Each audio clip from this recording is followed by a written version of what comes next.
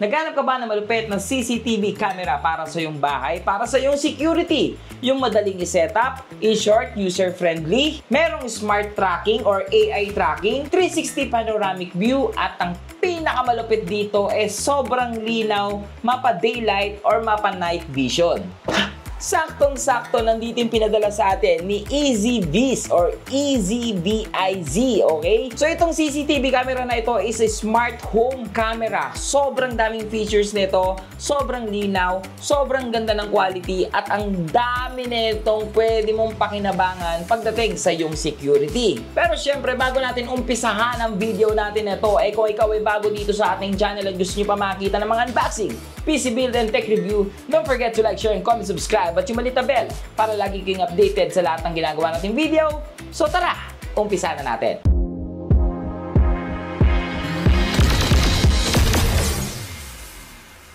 Sa lahat ng mga nagtatanong, ano nga ba si EasyViz, okay? So, or si EasyViz, okay? Kilala lang naman siya pagdating sa usapang portable camera or CCTV camera. Sobrang dami nilang product pagdating sa tinatawag na CCTV camera. Sobrang kilala na nila, sobrang established na nila, at ang pinakamalupit dito, sobrang titibay ng mga camera nila. At ito yung mga weatherproof or waterproof. So ngayon, ito nilabas nila itong bagong model nila. Ito ang H8C Pro 2K. So ang maganda dito kasi updated ito or nag-innovate ito sa technology natin ngayon. May tinatawag na itong AI, human tracking.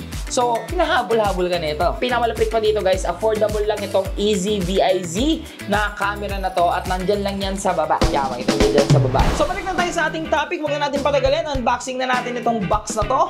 So kita naman sa box, EasyViz, okay? So smart home camera. So, meron siyang 2.4 GHz Wi-Fi connection, smart tracking, active defense. Meron pa siya dito nga waterproof design, support up to 512 GB, easy installation, color night vision. Saka nakakita ng color night vision. At ang pinakamalupit dito, meron siyang 2K resolution. Sa box, unang bumungad, paperworks. Pagbukas, okay.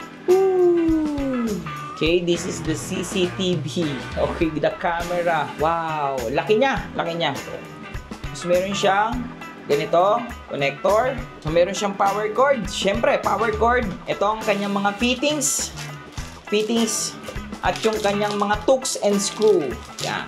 So, other than that, wala na naman yung box. Mga warranty and sticker na lang. And then guide para sa kanyang drill. Kung gusto mo itama yung kanyang pagdi-drill, ayan yung guide. So, ano ginagawa sa box? Kapo de, biro lang. Tatabi natin yon. Anyway, punta na natin ito nga pinaka-topic natin. This is the EasyViz camera. So, ang laki niya, kumpara sa mga kilala nating CCTV camera natin na binibuilt lang. Okay? Hindi ko na sasabihin yung brand, pero yun yung common na alam ng tao. Pero itong EasyViz guys, sobrang linaw at sobrang ganda ng quality. Mamaya papakita ko sa inyo. So, napakadali lang niyang i-setup. So, meron siya ditong press. Pag pinress mo siya, so natatanggal ito. So, pwede nyo itong i-drill kung saan. Pa-side, pwedeng pa-ganyan, pwedeng pa-ganito, or kahit anong gusto ninyo. So, ito lang. And then, once na na-drill nyo na to, then, snap. That's it. Okay, napakadali lang niyang gamitin. So, punta na natin yung build and quality ng camera na to. So, medyo malaki siya like what I said. Medyo malaki siya. So, ngayon, build siya sa plastic. Siyempre, plastic lahat. All materials plastic. Bukod dito sa kanyang camera lens. Ayan. I think it's glass. And then, meron siya ditong 4 na LED. So, lahat ng LED na yan may purpose. And then, para sa kanyang connectors, para sa kanyang input power, dito natin kakabit yung kanyang power, dito. And then, dito naman yung kanyang connection. Kung gusto nyo ng mga instant na mas mabilis or walang delay, ilang cable natin siya. Or gamitan natin siya ng RJ45. So, dito siya. Pero hindi nyo siya gagamitin, okay lang naman. Dahil nga, this camera is working sa ating Wi-Fi at connected siya sa 2.4 GHz. Mamaya papakita ko sa inyo yung application niya. So, ito yung kanyang mga fittings para syempre secured yung ating wirings. So, pwede nyo itong ilagay dito. Yan, para sa mga wirings ninyo. And secured na secured siya. So, meron siya mga rubber damper. So, ganito ang itsura niya pag meron kayong ginamit na RJ45 or the LAN cable. Pero kung wala lang, like what I said, is okay. So, napakabilis lang naman i-setup nito. Syempre, ang pinakamatagal matagal lang dito is yung pag-drill.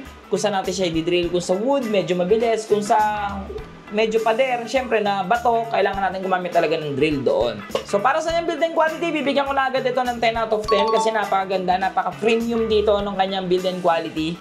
Kahit na plastic siya, okay, mukhang matibay na plastic naman yung ginamit sa kanya. So wag na natin patagalin, puntahan na natin yung features at kung paano i-set up itong Easy VIS or EaseVis camera sa ating mga smartphone. So once na na-plug nyo na siya sa ating mga outlet, makikita nyo nagkukulay red siya. Yan, red. So ibig sabihin, rebooting na siya dito. And then once na nakapag-reboot na siya, install na natin yung application dito sa ating may smartphone. Ang application ni EaseVis is available para sa Android and iPhone user. So search lang natin si EaseVis. And then makita na natin yung kanilang application. Install nyo lang yan. And then, open. Once na na-open nyo na siya, i-connect nyo lang po siya dito sa ating Wi-Fi. Napakadali lang ng kanyang installation. So, susundan nyo lang po yung guide na ibibigay sa atin dito ni EaseVis. So, ngayon, tayo naka-setup na dito. So, click lang natin ito. So, as you can see, nakikita na po natin dito yung ating sarili dito sa ating CCTV camera. Ayan, okay? So, kita nyo na siya. Yan na siya, diba? So, punta tayo dito sa Intelligent Detection. So, dito sa Intelligent Detection, makikita natin itong Human Shape Detection. So, i-turn on nyo lang yan. Napakagandang features na yan para dito sa ating CCTV camera. Dahil once na may na-detect siyang tao, automatic guys, i-detect nyo yun, or itatrack nyo yun, etong taong to. So, example like this. So, pag naka-on ang human detection, so, kung nasan tayo, humahabol po yung ating CCTV camera. So, inahabol niya tayo. And then, nakikita niyo yung parang red na tracking. Yun po yung AI human tracking ni EaseVis. So, automatic po yan. Hinahabol niya po yan. So, dahil meron siyang 360 panoramic view, so, walang blind spot para sa kamerang to. So, kung ilalagay niyo siya isang place, kahit po may naka-blind spot doon, and then once na may na-detect siyang tao or gumagalaw doon, automatic susundan niyo yun. So, napakagandang features na to para dito sa ating CCTV camera. At bibihira yung mga CCTV camera may ganyan. Punta naman natin dito yung kanyang audio settings. So kung gusto niyo mag-record siya ng audio, pwede naman. Kung ayaw niyo, pwede rin naman. Pwede kayong gumamit dito ng talk. O pwede nyo siyang gawing walkie-talkie para sa inyong bahay kung may gusto kayong kausapin. At ganito yung tunog niya once na ginamit nyo po yung kanyang walkie-talkie or yung kanyang speaker. Hello? Hello? Hello? Hello? Hi? Hello? Hi? Hello? So as you can hear, medyo nag-echo lang dahil medyo magkalapit tayo. Siyempre sa totoo yan, sa actual yan, or in real life yan, nakakabit yan sa kung somewhere and then hindi na yan magiging ganyan. Magkadikit lang kami ng CCTV kaya medyo tumutunog-tunog siya. Pero punta na natin yung isa pa niyang magandang features. Punta tayo dito sa image settings. Dito sa image settings, makita natin itong DWDR. So, para yan sa better image effect in backlighting scene. So, ito yung mga magagandang features pagdating sa CCTV. Marami sa ating CCTV dito, pag may madilim na or wala nang ilaw, medyo blurred na po yung image. At itong si EaseVis, meron siyang features na mas i-better image niya yung quality depende sa backlighting. So guys, kung medyo kulang na yung lighting, medyo alanganin na, gumagawa yung AI para magkaroon ng mga better image. At yan ang isa sa advantage nitong H8C Pro 2K. So, punta naman natin dito yung colored night vision. So, puntahan muna natin, iset muna natin siya sa default. Ito yung black and white night vision. So, patayin natin ang mga ilaw dito sa aking gaming room. So, nakikita nyo naman yung image. Napakalinaw pa rin. Grabe. Napakalinaw pa rin yung image natin dito sa EaseVis. Kita nyo yung image na yan. CCTV camera ba yan? Grabe yung image natin, di ba? Partida, wala nang ilaw niyan. Ito na lang mga RGB ang gumagana. So, patayin pa natin yung mga RGB ko. So, ngayon, wala nang kahit anong ilaw. As in, yung RGB na lang sa likod yung ilaw ko. Yun o, guys, yung RGB sa likod. Pero, grabe, ang linaw pa rin natin. Okay? So ngayon, papakitaan ko kayo ng onting clip. Ilalabas natin itong CCTV camera at gagawa kami ng scene na kunyari may magnanakaw. Tignan ninyo, i-on natin yung color night vision at yung smart night vision. Makikita nyo po yung pinaka-purpose ng features na to.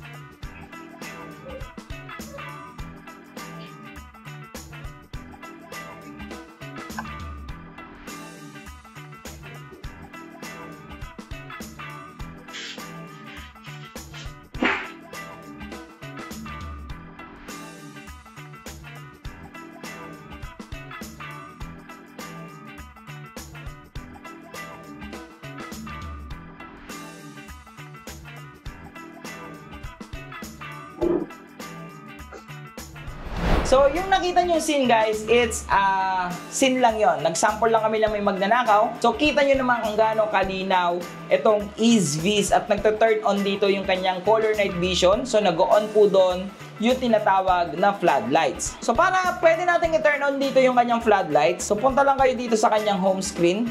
Pagpunta nyo dito sa kanyang home screen, puntahan nyo lang po itong more. Pag-click nyo po ng more, puntahan nyo po yung floodlight. Turn on. Kita nyo guys, ganyang kalinaw yung floodlight netong EaseViz. So, kahit maulan or madilim or sobrang zero visibility, dahil warm ito, tatagos po ang ilaw ni EaseViz sa mga bagay na yon. Kasi nga, all-weather yung tinatawag na ilaw. Warm kasi yung ginamit na ilaw. Sa light settings naman, pwede natin ayusin dito yung lights. Kung medyo malakas yung ilaw, pwede nyo baguhin. So, depende sa inyo. Warm lights, pwede nyo hinaan. Pero ako pinili ko strong kasi madilim talaga sa labas ng bahay namin. So, punta naman tayo dito sa PTZ settings. Nandito talaga yung pinakamalulupit na features, guys. Okay, para ma-activate natin ito, nandito yung mga settings na kailangan ninyo i-turn on. Unang-una, yung human tracking.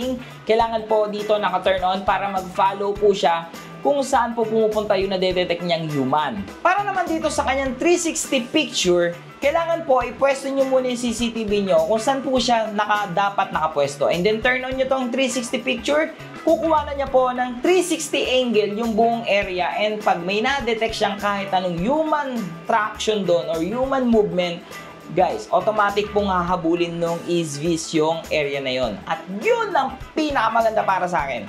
Kasi syempre guys, di ba? Halimbawa, naka-install na to. Imagine niyo guys, naka-install na yan. Dito siya nakaharap. So, blind spot yun nandito.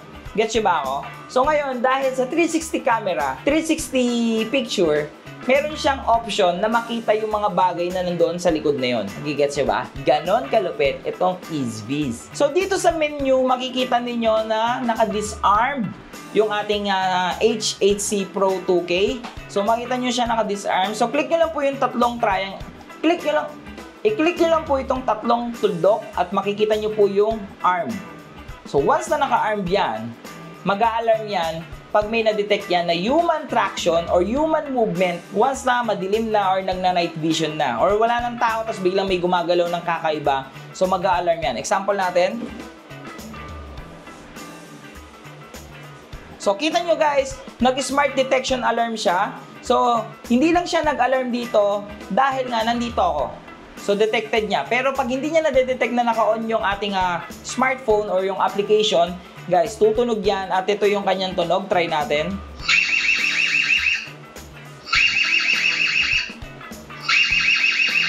Narinig niyo yung alarm?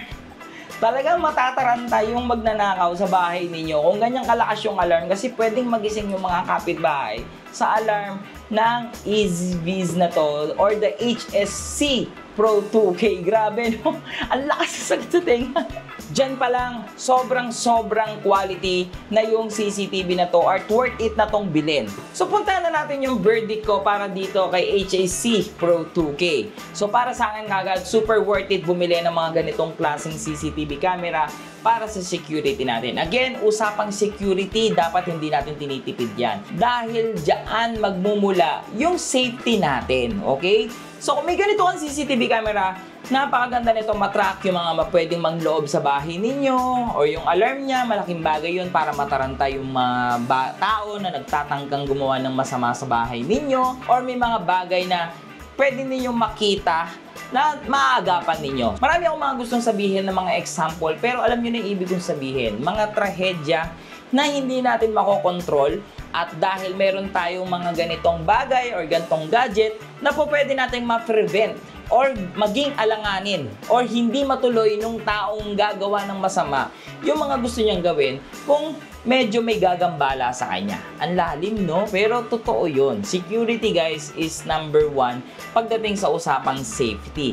At itong EaseViz HSC Pro 2K ay isa sa mga masasabi kong essential pagdating sa usapang security. So, napakadali lang, guys. Kung gusto nyo pong bumili ng item na to, nandiyan lang po sa ating description box yung link para hindi na po kayo maligaw.